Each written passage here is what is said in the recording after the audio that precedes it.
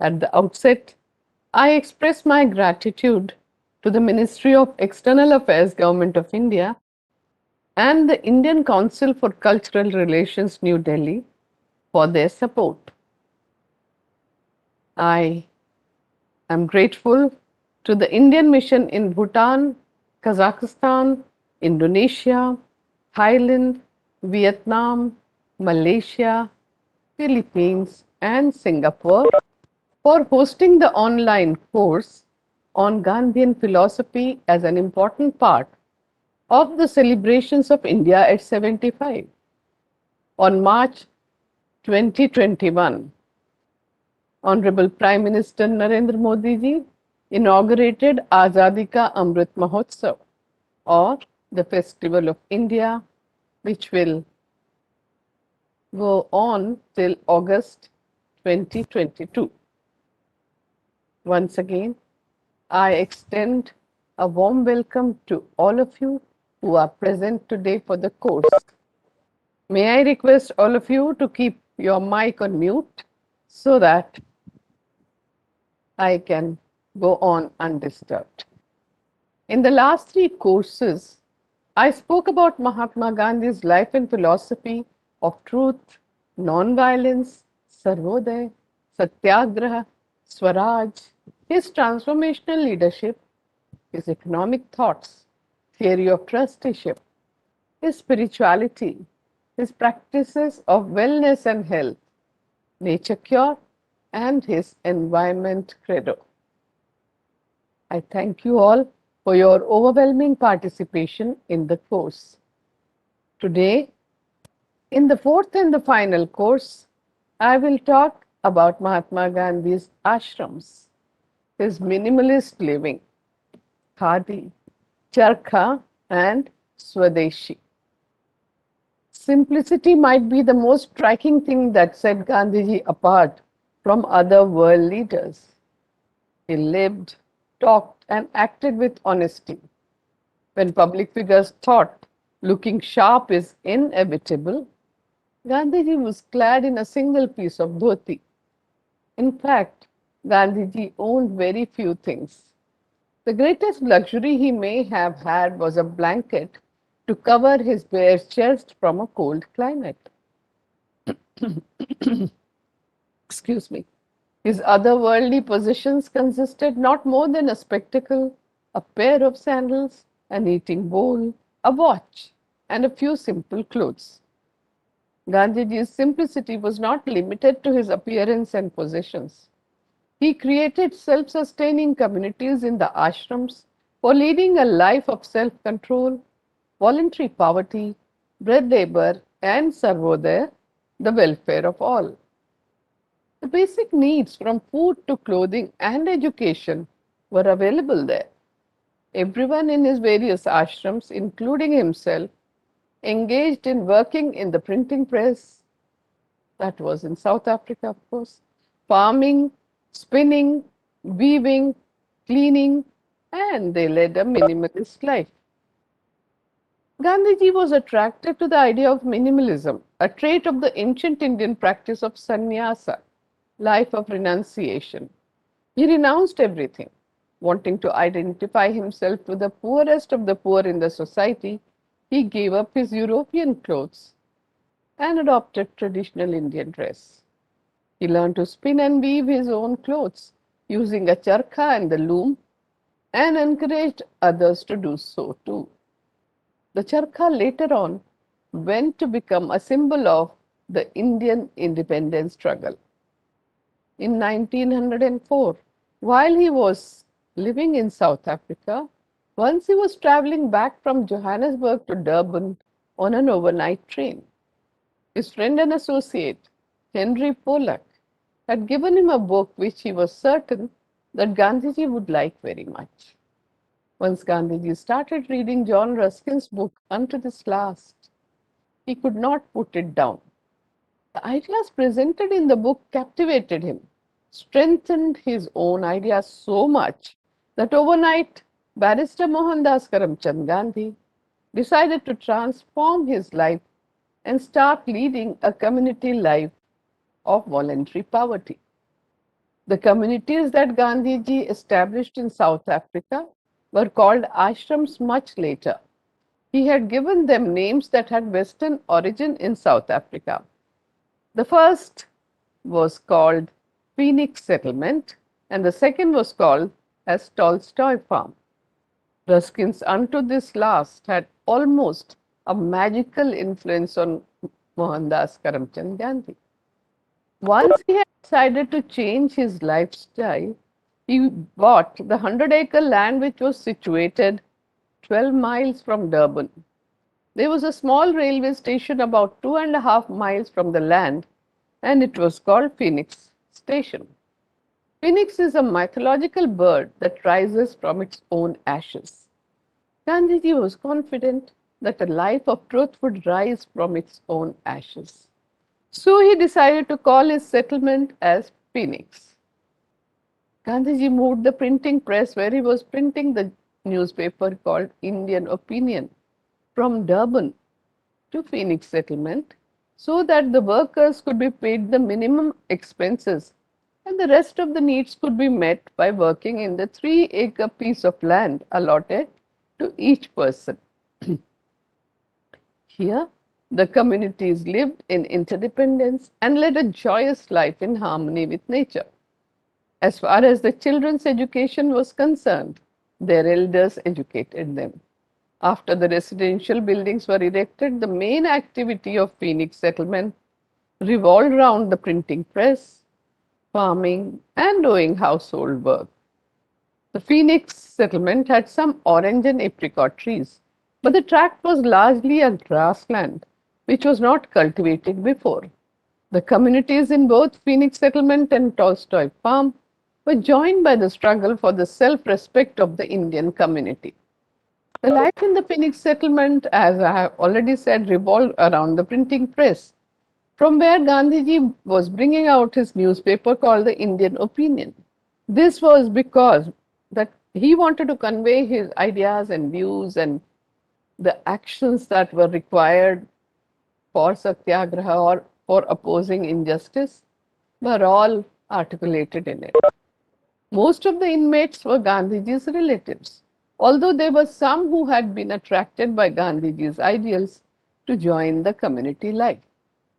The Tolstoy farm had been established in a 1,000 acre of land that belonged to his friend. They sought Tolstoy's consent to name the community after him. The writings and the thoughts of Count Leo Tolstoy, the Russian writer, had influenced him very much. The Tolstoy farm was situated about 20 miles from Johannesburg. The farm was about 11 times larger than the Phoenix settlement, and the Lawley railway station was situated about 3 miles away from it. It was a meadow and had about 1,000 fruit-bearing trees and a spring with wildflowers added to its beauty. Even at the Tolstoy farm, there were 4 to 5 persons who were committed to Gandhiji's ideals. But most of the inmates were either satyagrahis or the family members or the children of the jailed satyagrahis. At the Tolstoy farm, apart from agriculture, carpentry, cobbling, and tailoring were introduced. Gandhiji was almost always present at the Tolstoy farm, but despite his desire to do so, he had to be away from the farm for long periods to lead the satyagraha. Thus, even before the name of ashram was given in India after his return, the seeds and conception was sown in South Africa. In many respects, these seeds had taken root and flowered in these two communities.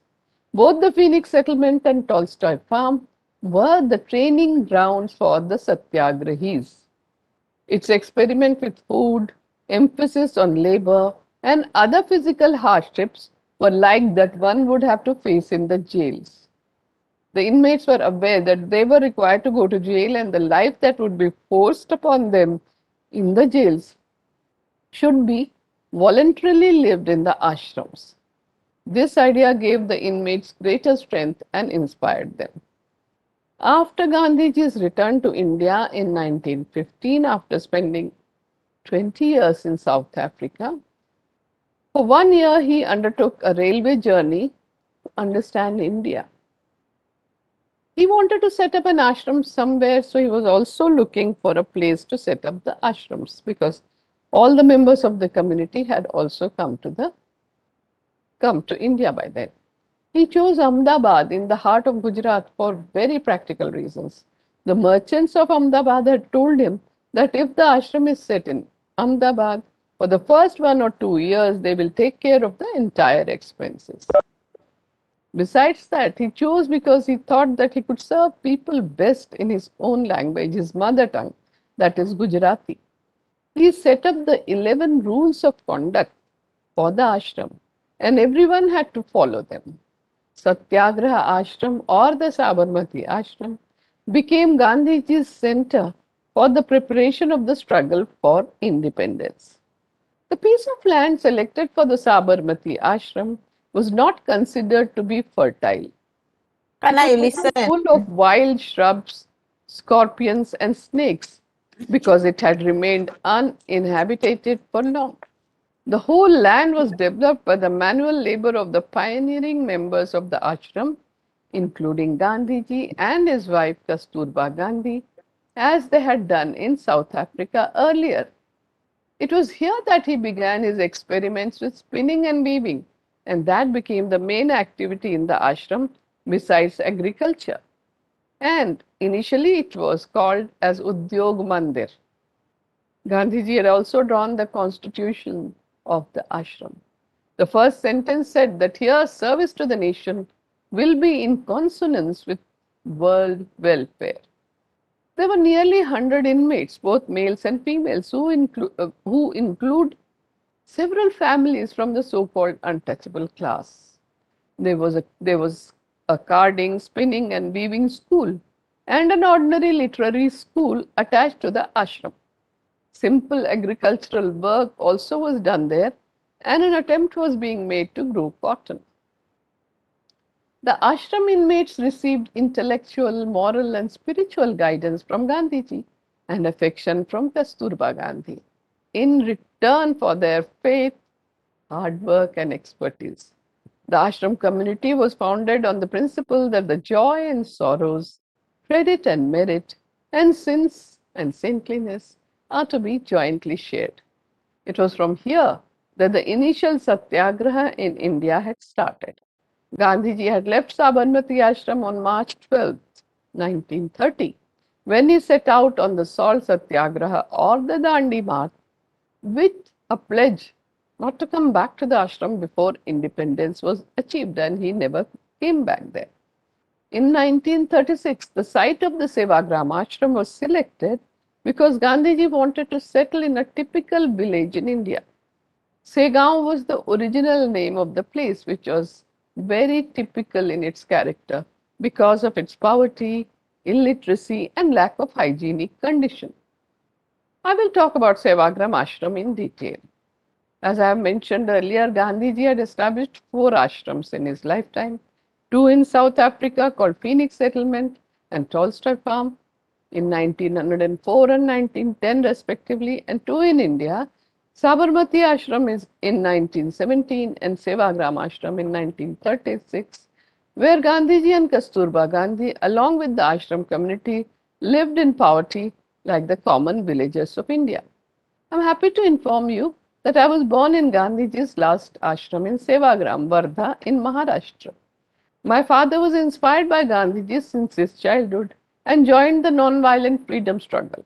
My parents lived in the Sevagram ashram even after Gandhiji passed on in 1948. For more than 5 decades, my parents and all of us have continued to walk and work on the path that Gandhiji has shown to humanity. The ashrams were Gandhiji's model for community life. The essence of community life lies in sharing and caring. Life in the ashram was shared by all without the distinction of caste, religion, sex, or age. The ashramites cared for each other. Their care transcended bonds of blood and economic or other worldly interests. When someone fell ill in the ashram, there always were more persons to nurse than you could get in a nursing home. Even now, when I meet some old members of the ashram, after a separation of many decades, I have the same joy as of meeting close relatives or intimate friends. There were many children in the ashram too. And for the children of the ashram, Gandhiji was not the Mahatma, not even the great leader of India, Mahatma Gandhi, or not even the Bapu, the head of the ashram. He was merely their friend with whom they could go for a swim in the Sabarmati river, they could go for walks in the morning and evening, they could eat together, they could play together, and they could quarrel with him without any qualms. After all, it's only a friend with whom you can fight or quarrel because the friend will always take your side. He'll always be there to defend you. So that is the kind of friendship and love that Gandhiji gave to children who were much younger than him. But this love and friendship transcended the borders of the ashram because that same thing was experienced by all the ashramites and spread to India and beyond the borders of India as well. Community life consists of living together. We shared our joys and sorrows, our work and responsibilities, our vices and virtues, our sins and saintliness. While individuals in the ashram could pursue their own individual interests, studies, and experiments in inner development freely, there were four activities in the ashram that were performed jointly by the community. They were community activities. Each one of these had its significance. There used to be community prayers, community cleaning, community eating, and community spinning. The most solemn community activity was community prayer. There were morning and evening prayers, and there was also the grace said before each meal. There would be special prayers for special occasions, and each meeting or function would begin with prayers. The ashram prayer was an integral part of this being. It was inseparable from the life of the community and Gandhiji's philosophy. Like many other aspects, the role of prayer has been an evolving aspect in Gandhiji's life. The community prayer, which began from his Phoenix settlement in 1904, ceased only with the final journey of Gandhiji on 30th January 1948 to the prayer grounds in Delhi. The tradition of prayer began quite simply and naturally. It was the character of the people coming together that gave it the form of a prayer meeting. Gandhiji's character was formed both by his study of different religious texts and by the bhakti poetry of the saint poets. It would not be wrong to state that in fact it was the bhakti poetry that formed the core of his character. While his study of the different religious tradition provided the intellectual and philosophical frame to his thoughts. Gandhiji used to begin and end his day with prayers. These were prayers from all the religions of the world. Various members of the ashram sung bhajans in a melodious voice. They kept adding to the ashram bhajanavali also. Gandhiji also joined in the singing. His internal core comprised of the essence of all the religions, one that he had acquired from long study and reflection. He said that ultimately all the religions point to the same truth of compassion, love, forgiveness, and tolerance, and that everyone must study the essence of all the religions in an attitude of perfect reverence and have friendship and respect for the practitioners of different religions and diverse cultures. In this direction, the prayers from all the religions were the first step towards cultivating interfaith understanding. The prayers were sung even in the jails. Reading from the religious texts were added to the prayers, and at times someone explained the meaning of the hymns also.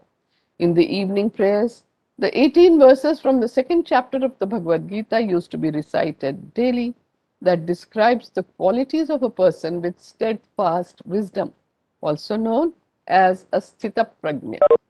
In the ashram in my childhood, the day used to begin at 4 a.m. as we set out for the Sarvadharma Prarthana or all religious prayers in the prayer ground situated next to the cottage where Bapuji used to live or Gandhiji used to live. It is known as Bapu Kuti. And the evening prayer used to take place at 6 p.m.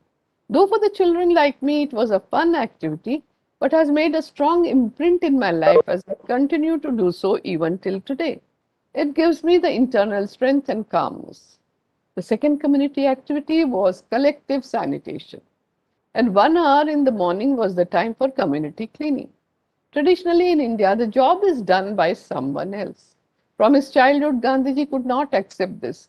Ever since he established a community at Phoenix Settlement, he made cleaning of the campus a common activity for everyone, and all the jobs were voluntarily taken up by Gandhiji himself until it became a natural process of sanitation. The collective sanitation at Sevagram Ashram became a fine art. When most of the members joined the activity, including the children, and some of the children became leaders in planning and organizing the activity for the whole community, and they were put in charge of the guests to initiate the guest in community sanitation. And that is one of the most happiest memories of my childhood. The third one was eating together, for which everyone was assigned duties in the common kitchen. And this particular activity was a big challenge for people because in India, all the families have their own particular cuisine, members have their likes and dislikes of food, but here, whatever was grown by the labor of the community was cooked and everybody had to eat that. These community kitchens became Gandhiji's laboratories for dietary experiments. Food and dietetics interested Gandhiji as much as economics and philosophy. One of the major activities, as I recall in the ashram days, was working in the fields to grow grain, vegetables, millets, cereals, cotton, etc. Everyone had to put in 2 to 3 hours in the fields, and the produce used to be utilized in the common kitchen and in other activities. After which children used to study in the basic education school. Basic education or Nai Talim was the educational system propounded by Gandhiji that was based on the principle which states that knowledge and work are not separate and were essential for the all-round development of the body, mind and soul of children. Mahatma Gandhi promoted an educational curriculum with the same name based on this pedagogical principle. It can be translated with the phrase basic education for all.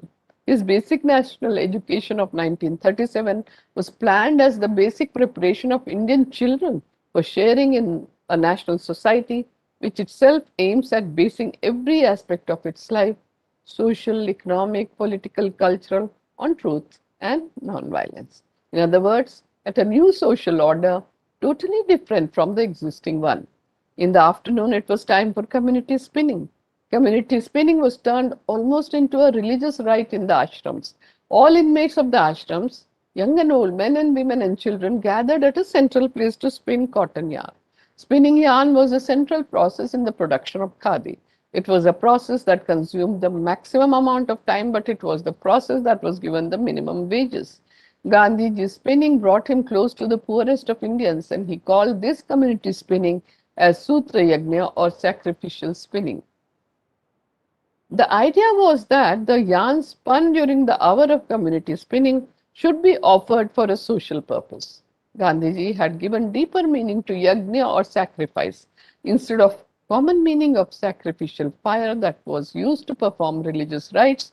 Gandhiji interpreted yajna as something by which the individual offers part of his labor and skill or his possession for the society. Sutra Yajna was for the benefit of the society. As one would spin daily, one tried to put oneself in tune with the poorest spinner in the country. It was one's spiritual offering to the poor. The spinning done in the community added the element of sharing with one another, the objective of harmonizing with the lowliest and the lost. I learned to spin at the age of 5 and continue to do so till today. From picking the white cotton to ginning, carding, rolling it into slivers, spinning on the charkha, working on the handloom till the khadi yarn is woven into khaddar or khadi cloth. All the procedures were taught to everyone in the ashram. It also remained an important means for single-minded concentration. In my experience, spinning is the best means for practicing mindfulness, meditation, and positive thinking. On Gandhiji's birthday on 2nd October, spinning was done continuously and non-stop in the ashram. Children like us would enthusiastically compete against each other and for various records. One of us would spin for 8 hours at a stretch. Another with a companion would spin relay for 24 hours. After evening, there would be a contest to see who would spin the most yarn in each period. Singing always went along with the spinning, so was the recitation of the Bhagavad Gita. We would sing hymns from the Ashram Bhajanavali, which all of us knew by heart. Gandhiji had many associates who were ready to dedicate their lives for his ideals. His capacity to attract new associates and assign responsibilities suitable to their abilities was Gandhiji's unique style of leadership. It was also his characteristic that wherever he went, Gandhiji led the life of an ashramite, be it in the jail or in the rails or during the ship journey or in the foreign countries that he visited. The life at the ashram gave the associates the possibilities of practicing their values and thereby find an articulation of these values and recognize their vocation. The life in the ashram was simple but also very joyous and invigorating. Gandhiji's ashrams had a mingling of political and spiritual aims. Ashrams were a training ground for satyagrahis. It was a practical laboratory for transforming ordinary men and women into extraordinary human beings and satyagrahis for offering the highest sacrifice in the freedom struggle on one hand, and to get involved in constructive programs to serve the poorest of the poor by establishing their self-respect and dignity on the other hand. Gandhiji's ashrams were his ideals of a non-violent face-to-face society for the welfare of all, Sarvodaya, self-reliance, Swavalamban, service to humanity, Seva, and for realizing his vision of Gram Swaraj or village republic. The life and thoughts of Gandhiji are intertwined and inseparable. His politics was imbued with his spiritual experiments, and his spirituality was tempered by his vision of a non-violent society. His constructive programs were integral to his politics. The unique practices of Gandhiji, his control of the palate, his fasts, his spinning, his silence, and his prayers gave him the internal strength. They were as much a part of his politics as of his spiritual life. These practices and experiments were sustained and nurtured by the inhabitants of the ashrams that he had founded. The ashram community, through its own practices, affirmed, modified, and validated Gandhiji's ideals and practices and continue to do so even till today. This shows the relevance of his practices. In all the ashrams established by Gandhiji, the routine used to be very busy and it was a productive life from early in the morning at 4 a.m. to 9 p.m. at night.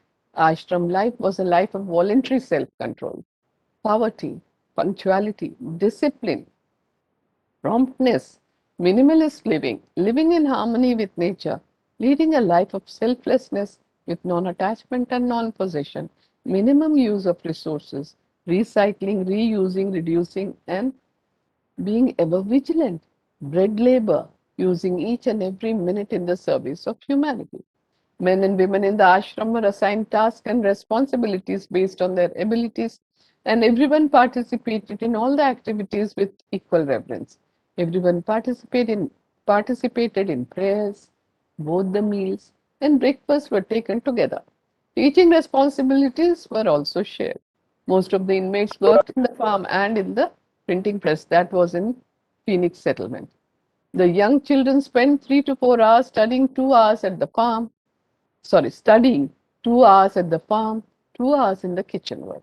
People talking in the farm and kitchen too was education for the children like me. There were Hindu, Christian, Muslim, and Parsi students in the ashram, that specifically in the Tolstoy farm. Each one had to be imparted teachings of their own religion as also the customs of other religions. Gandhiji believed that moral and spiritual training should be the foundation of ashram education. But moral training could not be imparted by words alone. For him, the moral foundations were imperative for self realization. Morality for him included acquiring fearlessness, being truthful, and observing restraint. Gandhiji felt that agriculture was a part of spiritual training. Gandhiji treated those who required treatment through nature cure. Despite the life of strict discipline and hard labor, the recollection of the ashrama show that the overwhelming feeling was one of constant happiness. It was a life of hard work, bereft of comfort and amenities, but the inhabitants were close to nature and the mutual warmth was such that the lack of material comforts did not come in the way of enjoyment. Our family friend and the British Quaker Sir Horace Alexander lived briefly in both the Sabarmati Ashram and Sevagram Ashram in India and observed that the ashram bell used to ring 56 times during the day. He said, and I quote, Gandhi had wonderful courtesy and punctuality. I was to learn quickly that he was the slave of watch. He had more to do in every 24 hours than almost any other man. So he had learned how to pack the most into every minute. Yet he never gave the impression of being hurried and impatient. Gandhiji carried out his experiments in health and wellness through nature cure, diet control, hydrotherapy, sunbath, using mud packs, and observing silence for one whole day in his ashrams. The ashram inmates not only participated but modified and validated them and continue to practice till this day, pointing to their relevance. Now I will play a hymn in Hindi which describes Gandhiji's philosophy, his lifelong quest, his relentless search for truth and non-violence.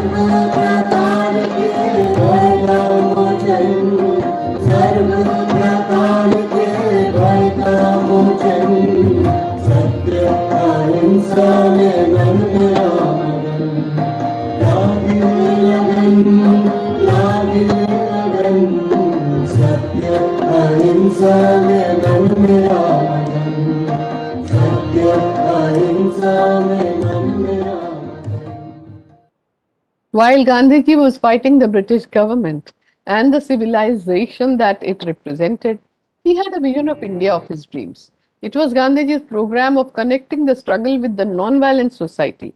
He coined a new name for it and called it constructive programs. It was the blueprint for inner change in the individual, which would subsequently bring about social change. He was also wanting to prepare the people for a new and just social order so that independence, when it came, would be complete. In other words, his was a struggle for Purna or complete Swaraj for all, irrespective of their caste, class, or religion. To make political independence more meaningful, there were certain weaknesses in the Indian social structure which needed to be strengthened. Conflicts between different religious groups, untouchability, fear arising out of ignorance, economic disparities, decaying condition of the villages, the plight of indigenous people, farmers, laborers, and the position of women in the society were areas of major concern. He appealed to everyone to address these issues from the time he returned to India. The constructive programs were working for communal unity, khadi, village industries, village sanitation, basic education, adult education, women's empowerment, health and hygiene, economic inequalities, and working with farmers, students, labor, and people afflicted by leprosy. These 18 constructive programs thus became his framework for the new India he wished to see after Swaraj or independence, and the Sevagram Ashram became the training ground for constructive programs. Gandhiji has given three gifts to humanity. The first one is Satyagraha, about which many people know many things.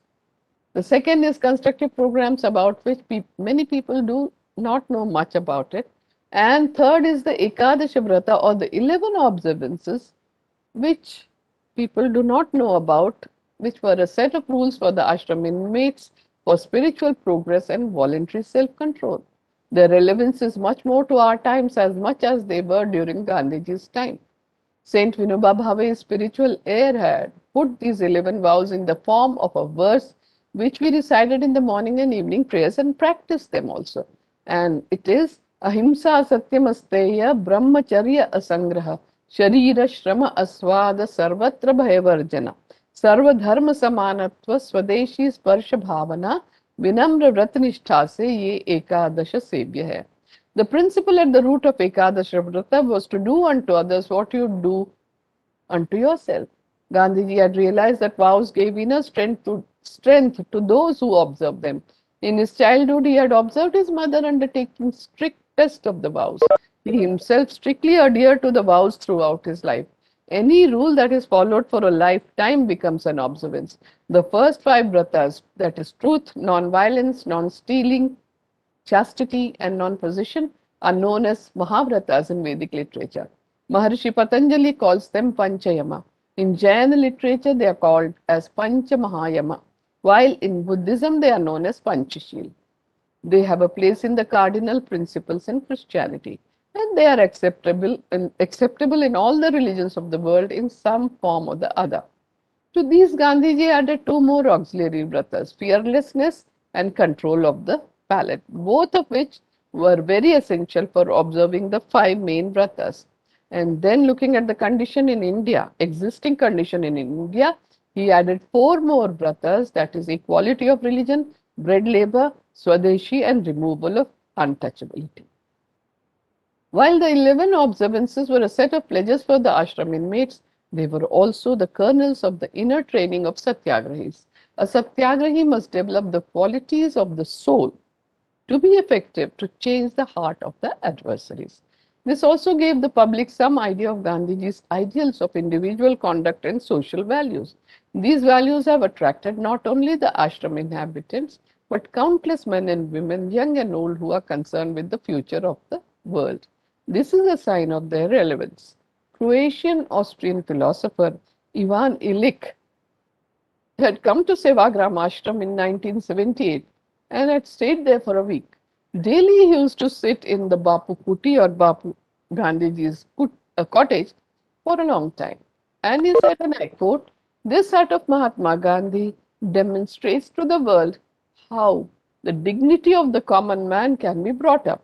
It is also a symbol of happiness which we can derive from practicing the principles of simplicity, service, and truthfulness." Now I will talk about charkha and khadi. And I'll quote from Mahatma Gandhi's writings of October 13th, 1921. The call of the spinning wheel is the noblest of all because it is the call of love, and love is Swaraj. Now, even in 1909, it was clear to Gandhiji that the problem of India was not hunger but lack of employment. The idea that hand spinning and hand weaving could become the panacea for the poverty of India had occurred to him in a flash during the discussion with the revolutionaries in England on his visit to London the same year. When he returned to India in 1915, he was convinced that hand spinning and hand weaving were two activities that could give employment to thousands of men and women across the country. He had realized that Swaraj was not possible without the charkha. He was convinced that the revival of hand spinning and hand weaving would make the largest contribution to the economic and moral regeneration of India. He understood that the millions must have a simple industry to supplement agriculture. Spinning was the cottage industry years ago, and if the millions had to be saved from starvation, they must be enabled to reintroduce spinning in their homes, and every village must repossess their weavers. For many centuries prior to the 19th, India had been a major producer and provider of textiles of all kinds. Textiles were manufactured in large quantities all over the subcontinent to provide for consumption in the domestic as well as the world market. Khadi is typically and traditionally created from hand processed, hand spun, and hand woven cotton, but it can also be crafted from silks, wool, and other fibers. Khadi production processes are largely untouched by time, and although the khadi technique was notably popularized by Gandhiji in the early 20th century, khadi was produced and worn long before the Swadeshi movement. Protecting traditional handicraft and re-establishing its significance in the global marketplace is an essential means of conserving culture and ensuring that artisanal practices do not get lost to modern mechanical methods. Thus, Gandhiji advocated small, local, and village based technology that allowed its user to relate themselves with what they produced. The charkha represented the ideal technological equipment for Gandhiji. A technology that would not replace human labor was what was in his mind. Many years later, E.F. Schumacher, an internationally influential economic thinker, statistician, and an economist in Britain, wrote about these. He was strongly influenced by the ideas of Gandhiji and popularized it through his concept of intermediate technology in his well known book called Small is Beautiful. Gandhiji fully understood the importance of man nature relationship, and his theory and philosophy of life, society, and politics are in consonance with it, which makes him a minimalist and an environmentalist par excellence. Gandhiji also subscribed to this line of thinking by living it. He has propounded a kind of life, culture, and society which will never lead to environmental problems. Once in India, Gandhiji started the experiment in hand spinning and weaving, which was adopted as an important activity in the ashram. The cotton yarn was brought from the textile mills in Ahmedabad initially, and at times they had to resort to imported yarn also. But Gandhiji soon realized that this was not going to sustain weaving if the spun yarn had to be bought from the mills. By the time he came to live at the Sabarmati ashram in Ahmedabad in 1917, his colleague Gangaben Majumdar discovered the charkha in Bijapur village in Gujarat. Immediately, Gandhiji began experimenting with carding, spinning, and developing instruments for that. He was convinced that the most effective program of Swadeshi would be the spinning and weaving of khadi. Thus, the Sabarmati ashram soon became the training ground for khadi workers. During his extensive tours, he acquainted himself with the developments on khadi related processes. He was confident that the Swadeshi movement would gather momentum with the charkha, but he was concerned that his associates were not equal to the task facing them and required intensive training and experience. He believed that the science of khadi should develop, and he had a unique way of looking at the science of khadi. Gandhiji wanted science to be developed in conjunction with religion, spirituality, and morality. He wanted the foundation of science to be love and not greed, as it is currently manifest in our contemporary society. True science should nourish the body, mind, and soul, he said. Science that exploits fellow man and the nature can never be spiritually enriching. Gandhiji sought the cooperation of the local artisans to develop this science. He used local resources and insisted that the instruments that were developed be such that they could be maintained and repaired in the village.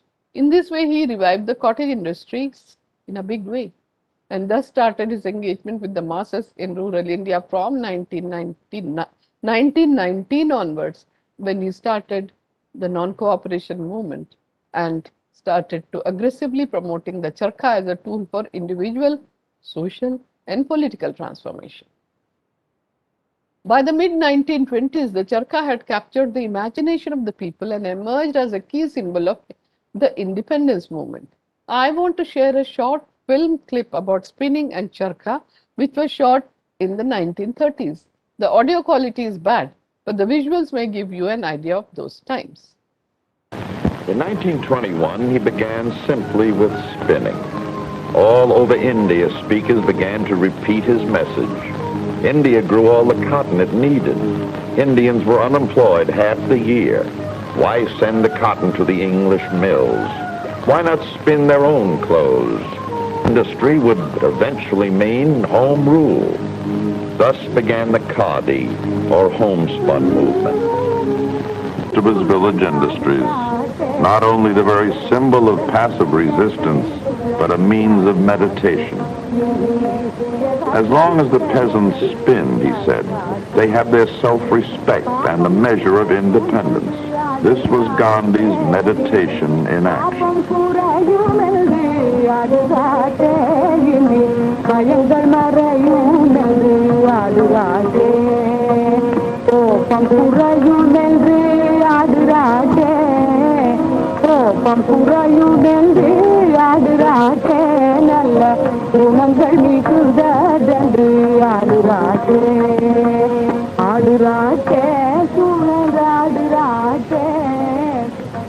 And spinning bound India together. Gandhiji considered constructive work as the real backbone of the struggle for freedom. Khadi for him occupied the central place to revive the Indian villages. Ever since the establishment of his ashrams in Ahmedabad until the end of his life, Gandhiji made an unceasing effort to propagate the importance of Khadi in the country. He took a personal interest in organizing the effort and training In Khadi, established spinning as Khadi Sutra Yajna as an integral part of the daily activity of all ashramites, helped in opening the Khadi sale counters and stores, and reported on the experiments with spinning and weaving in the pages of Navjivan and Young India, the newspapers that he was editing. He also wrote extensively on the philosophy of Khadi during this period, and I quote from a passage. I think of the poor of India every time that I draw a thread on the wheel. And since I believe that wherever there is pure and active love for the poor, there is God. Also, I see God in every thread that I draw on the spinning wheel. He had many other reasons to advocate Khadi. He could visualize 7 lakh villages of India becoming self-reliant through Khadi and village industries. Self-reliant villages would ensure economic independence of the country. Economic independence would have made political independence easier to attain for the country. His call of freedom through spinning gave hope and touched the consciousness of millions. He also believed that Khadi activity gave equal opportunity to all the communities and brought them closer. It also brought the upper caste and the untouchables together.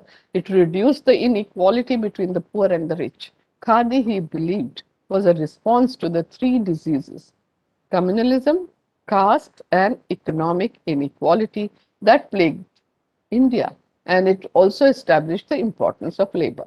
Gandhiji realized that the economic salvation of India consists in encouraging and reviving indigenous industries. Gandhiji found Khadi as the necessary and most important corollary of the principle of Swadeshi in its practical application to society. Khadi fulfills the kind of service envisaged in Swadeshi. Khadi mentality means decentralization of production and distribution of the necessities of life.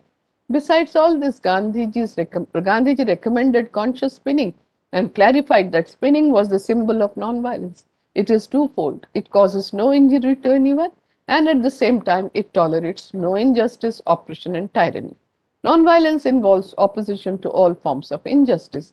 Khadi involved both these forms. Khadi does not exploit anyone, and it lays a foundation for a society striving for nonviolence. It is based on self-reliance. Khadi is the symbol of freedom of the people of the country, but it does not involve hatred for other people. The spinning wheel or charkha became not only a symbol of the revolution, but it now is a symbol synonymous with the power of self-reliance, perseverance, and determination. From then to now, the charkha has initiated an upheaval and marked the path of progress for the Indian spinning industry. Mahatma Gandhi introduced Khadi economics in India as a social experiment. It was a social venture in which Khadi was to be a national industry in the interest of the masses. Khadi economics means the production, distribution, exchange, and consumption of hand-spun yarn and hand-woven cloth. It was important from the point of view of the diminution of unemployment, increase in national production, increase in the purchasing power of the poor, and the collective wealth of the nation. His stress was on the removal of poverty, ongoing work, on giving work to the unemployed and underemployed millions, on seeing that villages are not denuded of their wealth, on trying to get villagers employed and happy without uprooting them, and on saving man from being exploited through the machine. It was his basic and elemental humanism, ultimately based on the spiritual experience of oneness of being, the root of his economic and social theories and practice. Gandhiji's Khadi movement adopted a visual medium of expression to disseminate messages, forged a nationalist consciousness, and mapped the geographical and political boundaries. Khadi was a passion for Gandhiji, and it remained so till his very end. It played a significant role in the struggle for freedom, starting from the non-cooperation movement, which he had started a century ago. Khadi was a cloth against colonialism and an idea against imperialism, being freedom's fabric. Gradually, it became a commodity that denoted that the entire Gandhiji-led freedom struggle stood for. It came to symbolize liberation not just from the exploitative colonialism, but also from the market-driven techno-capitalism. It came to be identified with principles of social responsibility and neighborly compassion. It stood for forging living bonds with the rich and the poor. It brought issues of social segregation, economic inequality, and political isolation into the agenda of the national struggle. It aspired to shape the content of freedom and determine the values at stake in post-independence rivalries over resource use. It invested moral responsibility in the representative character of democracy. It gave character to politics as well as to protest. It was a roadmap to Swaraj. For Gandhiji himself, charkha and khadi possessed multiple meanings. As a symbol of India's struggle against British imperialism, a means to eradicate poverty and ameliorate the economic condition of the marginalized and the well-being of the people. But above all, it represented simplicity and economic freedom and peace and non-violence, along with being socially beneficial and having low environmental impact. Khadi taught him patience, industry, and simplicity. Spinning was a protection against passion and anger. The spinning wheel was an emblem of human dignity and equality, according to Gandhiji. The Khadi technique is widely recognized as having a low carbon footprint, much lower than that of modern mechanical weaving processes. This is because Khadi processing, spinning, and weaving stages rely on human dexterity in lieu of energy intensive and emission heavy industrial weaving. Creating fabric with human power instead of fuel also pollutes and wastes considerably less water, and the use of natural biodegradable and renewable fibers stand to further reduce the environmental impact. The development of Gandhiji's ideas about khadi, termed as the fabric of Indian independence and as both a symbol of India's potential economic self-sufficiency and a medium for communicating to the British the dignity of poverty and the equality of Indian civilization. Gandhiji used his own appearance in a communicative manner to send across essential messages. This too was done in a way that could be comprehended by one and all through his clothing practices. I will narrate a story about a meeting in Mumbai where, whereas the speeches were still going on, the police suddenly raided the place and caught hold of people who had come to listen to the speeches, and they just put them in a police van, catching people who were there. And as a woman was being led to the police van, she was looking around with a confused look. And then she called out to a person. He wondered why she was calling him, as he did not know her. But as she was being taken to the jail, he went to her. The woman said that she had come just to listen to the speeches at the meeting and was now being taken to the jail. She said, and I quote, I have kept in this handkerchief my earrings and gold bangles and some more pieces of jewelry that I was wearing. This is my name and my address. Please leave this at my place. The man was totally shocked and told her that she was seeing him for the first time, and he was seeing her for the first time, and said, and I quote, "You are giving me all your jewelry. Suppose I take them home. I do not go to your home at all." And the lady replied, and I quote, "It is because you are wearing khadi. I trust you completely." This was the fame of khadi. The fame of khadi was because of the penance that had gone into it, because of the punya in it. I will now talk about Swadeshi. Swadeshi is key for basic understanding of the edifice of Gandhiji's philosophy of life. He successfully demonstrated that the Swadeshi spirit could be integrated in every walk of our national life. What is more, he did not stop only at conceptual level of Swadeshi. He suggested concrete institutional setup in most of the areas of his concern. The most distinctive nature of his thought was Gandhiji's life was holistic and indivisible, which could really become a guiding principle for human resurgence. Gandhiji advocated the concept of Swadeshi in the spirit of universal love and service. A true votary of Swadeshi will never be actuated by antagonism towards anybody on earth. Swadeshism is not a cult of hatred, it's a doctrine of selfless service that has its roots in the purest non-violence, that is love. In the Swadeshi economic order, there will be healthy exchange of products and not cutthroat competition through the play of the market forces. Gandhiji described Swadeshi as the law of laws for the present age, akin to the spiritual laws of nature or nature's laws ingrained in the basic nature of human beings. It's a universal law. Like nature's law, it needs no enacting. It is self-acting one. When one neglects or disobeys it due to ignorance or other reasons, the law takes its own course to restore to the original position like the laws of nature. The necessity for the inclusion of Swadeshi as above is since the people had forgotten this law. To use Gandhiji's own phrase, the law has sunk into oblivion. Gandhiji's understanding of Swadeshi as duty towards the neighbor is very original. The main idea is service. Swadeshi is not positioned on a negative ground. These days, it has become quite common to say, think globally and act locally. Gandhiji conveyed the same idea through Swadeshi, a century ago. Serve your neighbor while worshipping the world was the message of Swadeshi. Those who aspire to serve people at the other end of the earth are foiled in their ambition and often fail in their duty towards their neighbors. According to Gandhiji, the whole gamut of man's activities constitute an indivisible whole. Life cannot be segregated into watertight compartments like social, economic, political, religious, and so on. So the ideas and concepts he developed during his relentless experiments with truth was an attempt to integrate the various aspects of life. The concept of Swadeshi was not an exception. It was not merely an economic doctrine. In fact, the concept of Swadeshi covered all aspects of the human life. Gandhiji's vision of Swadeshi is a universal concept, even though he propounded it in the context of India's struggle for freedom. He used Swadeshi to achieve India's Swaraj, self-government. India's struggle for freedom was a source of inspiration for many non-violent struggles in different parts of the globe. Swaraj through Swadeshi is a principle of universal application, and it can be emulated by people in their struggle for freedom. It was one of the 11 vows.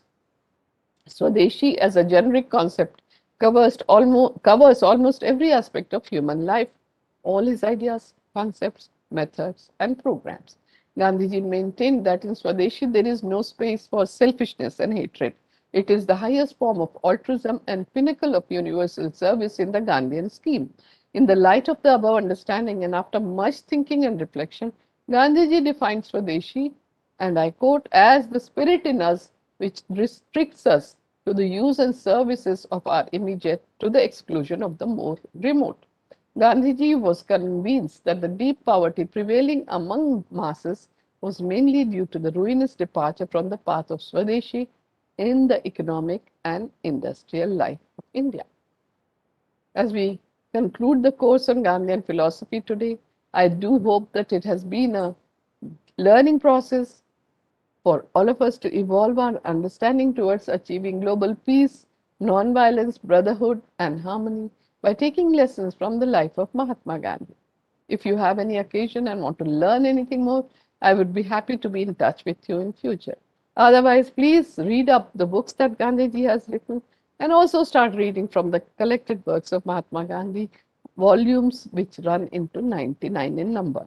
I once again express my gratitude to the Ministry of External Affairs, Government of India, the Indian Council for Cultural Relations, New Delhi for their support, and the Indian Mission in Bhutan, Kazakhstan, Indonesia, Thailand, Vietnam, Malaysia, Philippines, and Singapore for hosting the online course. I'm happy that all of you have completed the course on Gandhian philosophy, and the certificate of participation will be given to you by your respective Indian mission. Please be in touch with them. I thank the participants of this course and want to invite one participant each from each of the country to share their views if they have any at this point.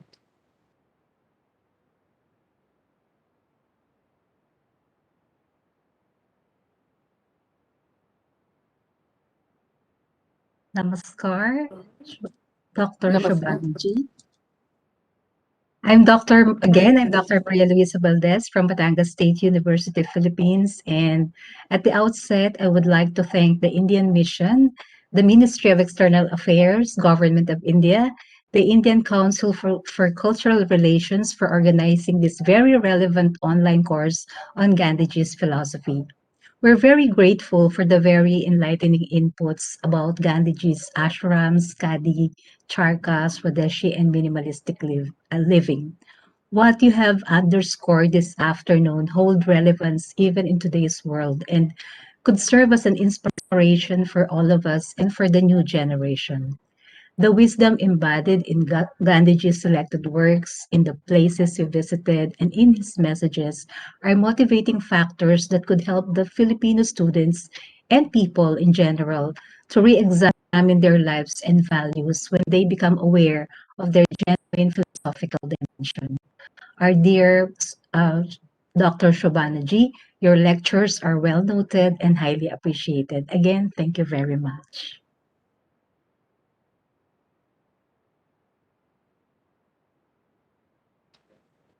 Thank you very much, Professor, for your enlightening words and the words of appreciation. Thank you so much.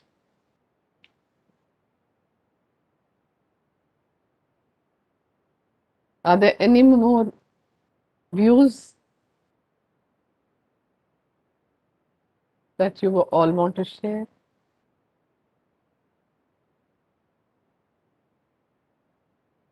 So once again, let me thank all of you. Dr. And, Shobana, yes, please. this is Rani Vimal from Malaysia, and I just wanted to say a huge thank you for the 4 lessons where you had shared so much of knowledge. So thank you again. Thank you so much for your kind words. I'm so happy that you are there with me and you completed the course. And it was such a pleasure to interact with all of you. Thank you. Thank you so much.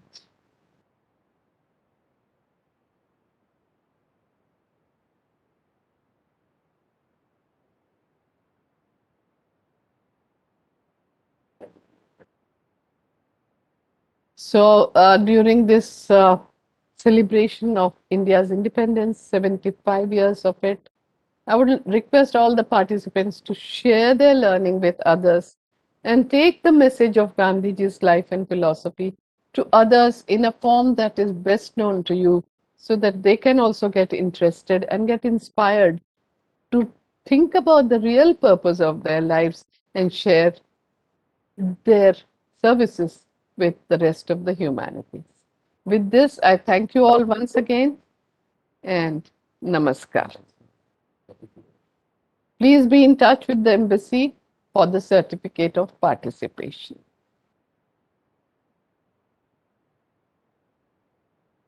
Yeah. Yes. You want to help us? Yeah.